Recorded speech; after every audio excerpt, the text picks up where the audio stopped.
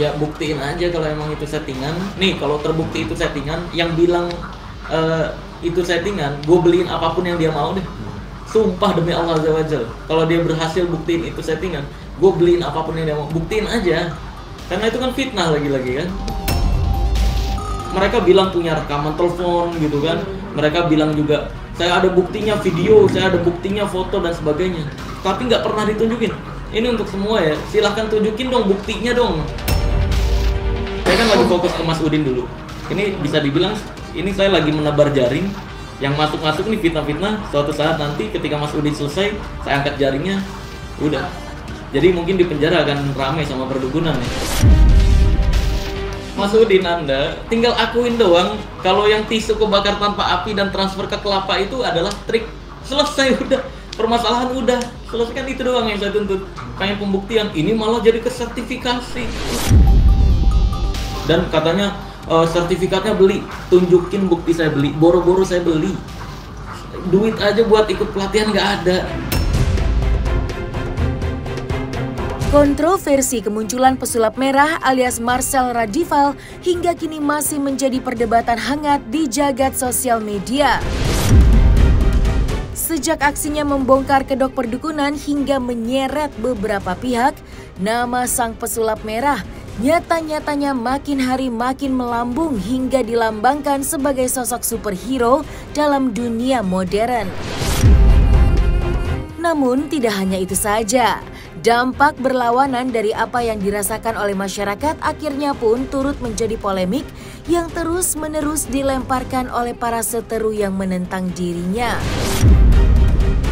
Tidak gentar dengan segala rintangan badai polemik yang sedang dihadapinya, aksi nyata lagi-lagi coba Marcel tunjukkan lewat sebuah gebrakan yang segera ia keluarkan dalam hal mengedukasi masyarakat agar tidak ada lagi yang tersesat dalam trik-trik penipuan perdukunan.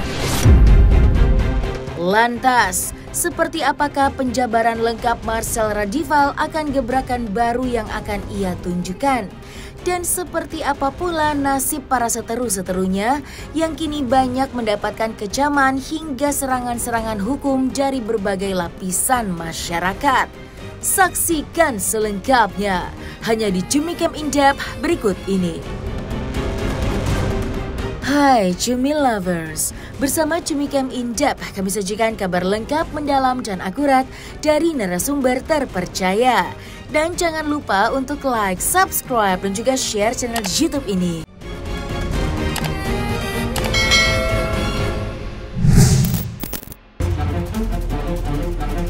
Perseteruan antara Marcel Radival atau pesulap merah dengan Gus Samsudin nampaknya kini telah memasuki babak baru.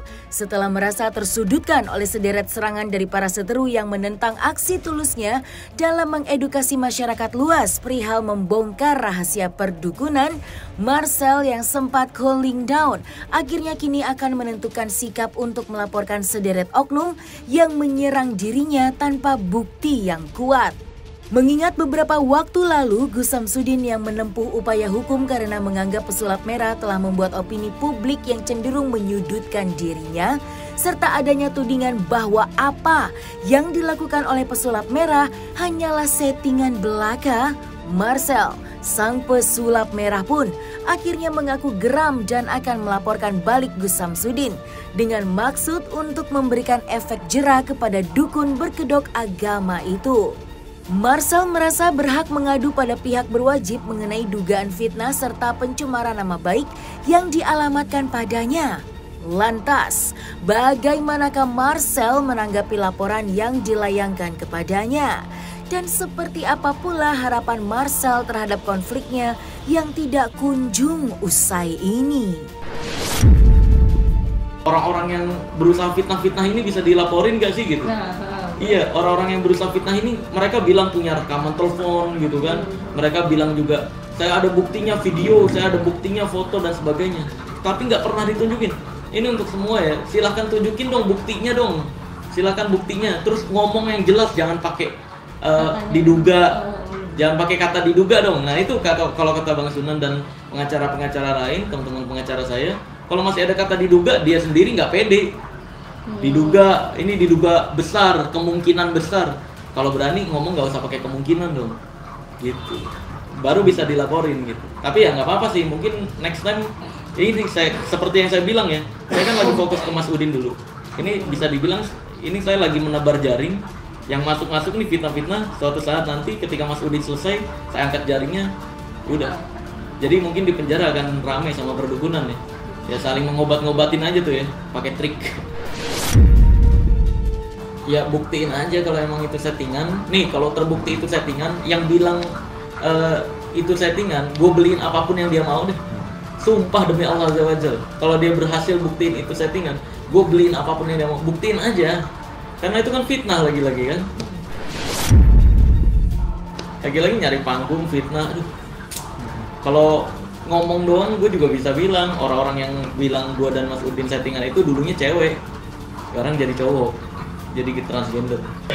Saya kan selama ini kan pembuktian selalu diundang merekanya kan, makanya selalu saya tetap mementingkan etika lah. Dan dulu banyak tuh kan, datang lo kalau berani ke channel ini, channel ini. Lah kan nggak diundang saya sama mereka, kecuali diundang merekanya yang undang, saya datengin baru. Polda Jatim udah menyiapkan, itu pelintiran berita tuh. Coba cari deh omongan saya yang bilang Polda Jatim sudah menyiapkan, nggak ada.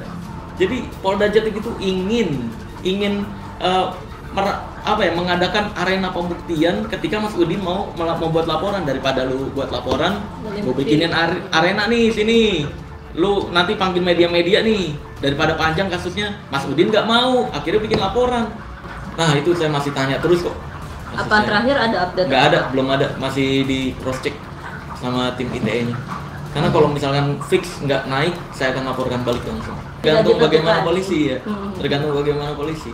Kan banyak yang keterusan gimana kok nggak saling naik ke meja hijau gitu kan, nggak persidangan. Ya karena memang deliknya saya nggak masuk. Kalau bagi saya ya, saya nggak ada delik apapun. Terus juga laporan deliknya naik atau enggak, dilanjutin atau enggak, belum ada kabar sampai sekarang. Karena dari dulu saya mau ngelaporin Mas Udin konten hoax, saya bukan korban. Saya mau ngelaporin penipuan karena banyak merugikan. Dengan dari pengobatannya itu orang kan jadi percaya seolah-olah beneran disantet, ya kan? Walaupun nggak merugikan secara uang, secara akal sehat merugikan. Jadi transfer ke kelapa seolah-olah kan orang jadi percaya, wah ini pembersihan nih, ada yang nyantet. Nah yang kayak gitu-gitu kan, itu saya laporin penipuan nggak bisa juga, saya bukan korban. Maka dari itu ketika dia melaporkan saya, wah alhamdulillah sekali, saya jadi ada delik. Saya nggak gimana-gimana, saya tuntutannya tetap satu. Mas Udin mengakui pengobatannya itu trik. Mas Udin, Anda tinggal akuin doang kalau yang tisu kebakar tanpa api dan transfer ke kelapa itu adalah trik. Selesai udah, permasalahan udah selesai, kan itu doang yang saya tuntut. Pengen pembuktian, ini malah jadi ke sertifikasi. Fitnah sertifikasi. Ada lagi fitnah bapak angkat. Sejak kawan itu kok jadi kemana-mana sih? Ya kan aneh, padahal intinya kan ayolah, siapapun nih ya, dukun-dukun yang bisa membakar tisu tanpa api, gue beliin apapun yang dia mau deh. Yang nggak pakai kimia-kimiaan ya, yang pakai ilmu gitu. Tisunya dari gue yang naro, silahkan bakar. Kalau kebakar, gue beliin apapun yang dia mau deh. Ini fitnahan ini nggak ada buktinya sampai sekarang. Katanya sertifikatnya beli, tunjukin bukti saya beli, boro-boro saya beli.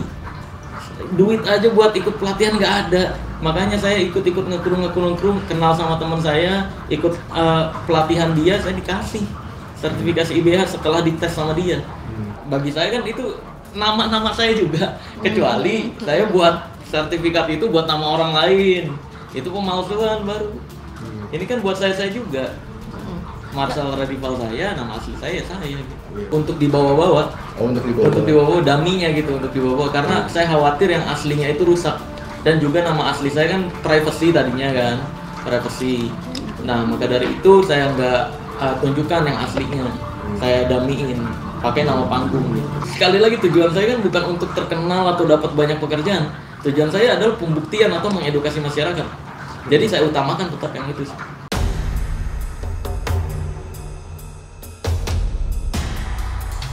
Di balik sederet konflik yang tidak kunjung meredam, Marcel sang pesulap merah nyatanya tidak pernah lelah melancarkan niatnya untuk memberikan edukasi meskipun kerap mendapatkan pertentangan oleh banyak pihak. Marcel nampaknya tidak pernah kapok untuk terus membongkar trik pengobatan dukun yang dinilai merugikan masyarakat. Mengaku mulai merasa resah di tengah badai somasi dan laporan polisi, Marcel ternyata membuat suatu gebrakan baru yang berinovasi dalam channel YouTube-nya. Dengan maksud memfasilitasi masyarakat yang punya keresahan akan pengalaman buruk yang pernah mereka alami soal praktek perdukunan, dengan lapang hati, Marcel bersedia untuk mendengar keluhan sejumlah pihak serta bersedia untuk membongkar segala trik-trik dukun palsu agar tidak ada lagi hal tersebut. Lantas, seperti apa langkah konkret Marcel dalam misi terbarunya itu? Dan seperti apa sebenarnya cerita di balik perjalanan Marcel dalam mempelajari dunia praktek perdukunan itu sendiri? Untuk awal saya berawal dari memang kemirisan saya tahun 2012 itu ya, saya mulai melihat ini kok dunia sulap doang yang dibongkar-bongkar, kenapa nggak perdukunan yang dibongkar gitu. Akhirnya 2014 saya mendalami dunia perdukunan lebih dalam, belajar juga, datang ke toko alat dukun, saya pelajarin fakta-faktanya seperti apa, dan di tahun 2016 akhirnya saya buat video pertama tuh, saya bongkar rahasia perdukunan Bulu Perindu pada saat itu. Nah itu memang nggak terinspirasi dari mana-mana, bukan dari James Randi, bukan dari Pak Yan Nurindra dan lain sebagainya. Jadi memang itu terinspirasi dari diri sendiri ke atas kemirisan, dan saya merasa kayak diberikan informasi atau tanggung jawab untuk menyampaikan ini oleh Tuhan saya Allah Azza wa Jalla. Saya udah mulai tertarik sama dunia energi-energian gitu, pengobatan alternatif, bukan Reiki doang. Saya belajar quantum touch. Jadi ada ngumpul-ngumpulnya dulu kita tuh. Ngumpul seminggu sekali atau seminggu 2 kali gitu kan. Ngobrolin tentang quantum touch tuh, penjelasannya seperti apa. Terus juga Reiki kayak gimana, EFT kayak gimana gitu. Jadi banyak yang dia pelajari. Untuk pengambilan sertifikasinya itu 1 hari doang. Grebek magic itu adalah, kan kalau ilmu merah edukasi. Ya. Grebek magic itu adalah hiburan. Jadi hiburannya, jadi konten magic yang saya sajikan langsung ke masyarakat umum. Jadi kayak ada orang kondangan, ada nikahan, saya datang tanpa diundang, terus main sulap di sana. Terus juga kalau misalkan ada pertanyaan-pertanyaan dari orang langsung kan bisa saya jawab juga nantinya tentang perdukunan dan sebagainya. Terus juga nanti ke pesantren, ke sekolah-sekolah gitu-gitu sih. Jadi intinya menggerebek tempat tanpa diundang, terus main magic di sana gitu. Ya saya memilih-milih tetap yang saya bongkar adalah yang merugikan masyarakat aja. Untuk menegaskan ke masyarakat, keajaiban seharusnya menciptakan kebahagiaan bukan kerugian. Oke. Iya, karena kan selama ini kan banyak kan, ya dengan nggak adanya edukasi, banyak yang menganggap sulap itu trik doang, pembohongan publik, akhirnya dipakai oleh perdukunan trik sulap untuk merugikan masyarakat umum gitu. Nah, dengan terkotorinya trik-trik sulap ini yang digunakan oleh perdukunan, saya berusaha membersihkan lagi. Keajaiban itu seharusnya menciptakan kebahagiaan bukan kerugian gitu. Nantinya kedepannya di ruang merah itu juga insya Allah ya. Jadi teman-teman yang pernah ketipu dukun, yang pernah ketipu untuk beli-beli jimat tapi efeknya nggak ada, nanti saya undang-undangin ke ruang merah untuk cerita. Bahkan ada beberapa korban yang datang ke saya juga, bayangin kayak diminta untuk minum air kencingnya sendiri sama dukun untuk pengobatan, bilangnya seminggu full dan nggak berefek apapun, malah nambah penyakit. Nah nanti saya undang-undangin yang kayak gitu-gitu, saya jelaskan sebenarnya itu apa, sebenarnya bendanya kayak gimana. Misalkan punya benda yang bisa bergetar, nanti kita bongkar di situ gitu, di ruang merah. Jadi akan banyak sih yang lebih edukatif dan hiburan juga. Di sisi lain, nasib Firdaus Owiwobo yang menjadi salah satu seteru Marcel kini lagi-lagi mendapat kecaman, bahkan sampai laporan polisi atas ulahnya yang dianggap telah melanggar Undang-Undang ITE Pasal 14 Ayat 1 terkait dugaan penistaan agama dengan hukuman maksimal 10 tahun penjara. Menurut para pelapor, pernyataan sang pengacara terkait syahadat tidaklah benar dan dinilai menyesatkan. Untuk menanggapi hal tersebut, teman sejawatnya sesama pengacara, Acong Latif, yang juga sebagai kuasa hukum dari pelapor, akhirnya mengungkapkan alasan-alasan apa saja yang mendasari terjadinya laporan polisi di Polda Metro Jaya untuk Firdaus Owiwobo atas dengan adanya laporan tersebut. Saya Ma'mun Abdul Faqih pimpinan Pondok Pesantren Nurul Amin Garut mengecam keras pernyataan Firdaus bahwa seorang yang tidak percaya dukun maka syahadatnya batal.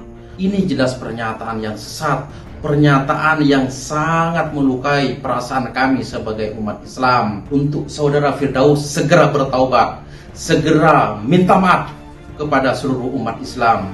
Saya Haji Mahrus Ali Baidawi, pimpinan Pondok Pesantren Miftahul Ulum Al-Baidawiyah, mengecam keras dan mengutuk terhadap Firdaus yang mengatakan tidak percaya terhadap dukun adalah batal syahadatnya.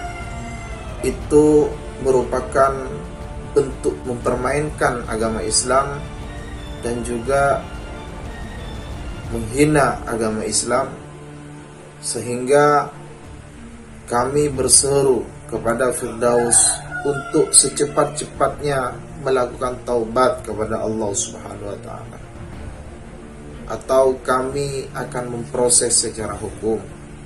Terima kasih. Saya mendampingi saudara saya. Ada beberapa teman-teman nih melaporkan seseorang, melaporkan saudara Firdaus yang mengatakan di media sosialnya atau di media sosial bahwa orang yang tidak percaya dukun berarti syahadatnya batal. Nah, hari ini kita melaporkannya itu adalah dugaan tindak pidana yang dilakukan sama dia terkait penyebaran berita bohong. Berita bohong yang dia sebarkan terkait berita bohong yang cenderung menyesatkan kepada orang lain. Dari mana bohongnya? Pertama, orang yang tidak percaya dukun itu pertama tidak batal syahadatnya. Dan di dalam ajaran Islam itu tidak benar justru. Karena logikanya begini, orang yang tidak percaya terhadap dukun syahadatnya batal. Berarti secara tidak langsung dia mengatakan bahwa orang yang tidak percaya dukun Islamnya pun batal. Karena syarat Islam itu salah satunya adalah syahadat. Rukun iman yang 6 itu salah satunya adalah syahadat gitu. Rukun Islam yang 6. Rukun Islam yang 5 ini syaratnya adalah syahadat. Artinya orang yang mau masuk Islam ini syaratnya adalah syahadat. Sedangkan tidak ada syarat syahadat. Syahadat itu pertama diucapkan dengan lisan dan diyakini dengan hati. Itu. Jadi orang yang tidak percaya kepada dukun itu tidak batal Islamnya. Jadi berdasarkan itu, apa yang disampaikan oleh saudara Firdaus ini terkait pernyataannya berarti dia sudah melakukan penyebaran atau melakukan berita yang cenderung itu bohong. Dari mana bohongnya? Karena Islam tidak mengajarkan itu. Artinya berita bohong yang disampaikan sama dia. Nah, pasal atau undang-undang yang diduga untuk melaporkan kepada saudara Firdaus ini adalah Undang-Undang ITE, yaitu penyebaran berita bohong. Halo Acong Latif, aduh keluar-keluar di media sosial kayak orang baru jadi pengacara aja. Acong Latif, laporan kamu tuh salah. Kamu jangan panik, mau saya lapor balik klien kamu, udah selau aja selau. Saya aja yang dilapor sama kamu 10 tahun santai-santai aja. Kan ancaman hukumannya katanya 10 tahun. Buktikan ya. Buktikan 10 tahun. Aduh, lucu kamu Acong Latif. Udahlah, selau. Kamu yang mendalilkan, kamu yang membuktikan apakah saya melanggar hukum atau tidak. Kamu sudah melaporkan saya dan saya sudah melaporkan kalian. Tunggu ya. Tunggu nanti. Oke, lapor balik dari saya terkait laporan palsu 220. Juntonya teng masih tanda tanya ya. Oke, makasih. Pertama dari segi pengacara, Firdaus ini kan dia sebagai pengacara harusnya memberi contoh kepada junior yang lain, dan dia mengatakan sesuatu apapun dia harus hati-hati gitu loh. Karena apa? Firdaus ini akan dilihat dan banyak akan menyetop. Yang kedua dari segi Islamnya, Firdaus ini kan muslim ya, harusnya dia tahu gitu loh kalau Islam, di ajaran Islam, mohon maaf, ini ada Nasrani, saya sebagai Muslim pun, perkataan Firdaus yang mengatakan kalau tidak percaya dukun, maka syahadat akan batal. Padahal di rukun Islam itu sudah nyata loh. Ada 5. Yang pertama itu syahadat, bukan sholat. Jadi syahadat itu, mohon maaf, jangan main-main gitu loh dengan syahadat.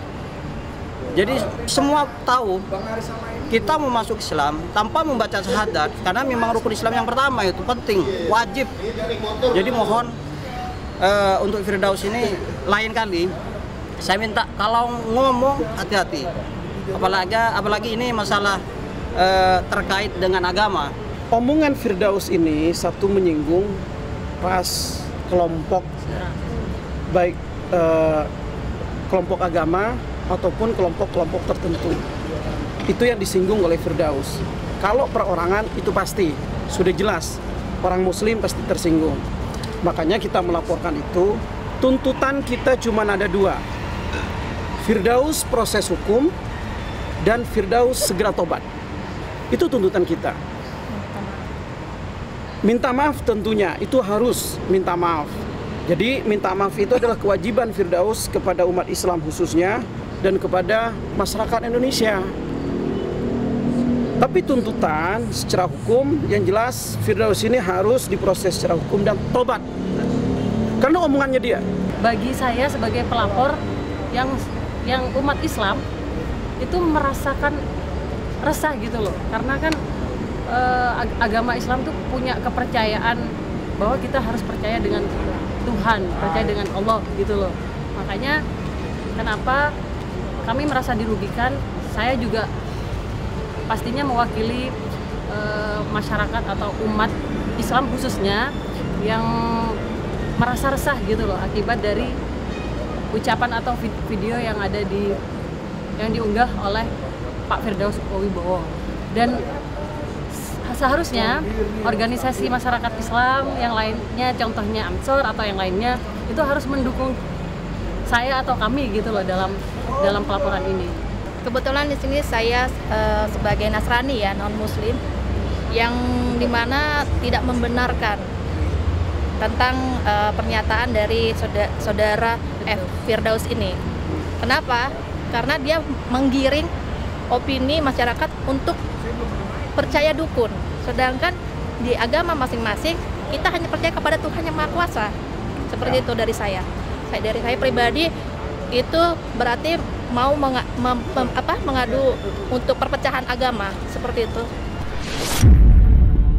Tapi tidak harus juga orang yang tidak percaya ini digiring, apalagi menyinggung masalah keagamaan. Itu kan nggak boleh, itu sensitif. Justru dalam agama itu dukun tidak boleh dikedepankan. Boleh percaya adanya dukun, tapi tidak bisa dukun itu dijadikan suatu acuan dalam suatu agama. Apalagi mengatakan orang yang tidak percaya dukun, syahadatnya batal. Itu tidak ada. Ajaran agama itu tidak mengajarkan itu. Di sinilah penyebaran bohongnya gitu, yang cenderung menyesatkan terhadap masyarakat gitu. Sehingga kami melakukanlah sekarang ini laporan supaya Firdaus ini diproses secara hukum, sadar dan tobat. Tidak begitu lagi gitu. Kalau mau terkenal, mau pansos, silakan. Mau bikin konten yang aneh-aneh terkait perdukunan itu silakan. Tapi jangan menyesatkan. Apalagi menyinggung masalah agama. Itu sangat sensitif. Maksimal 10 tahun penjara lah ya.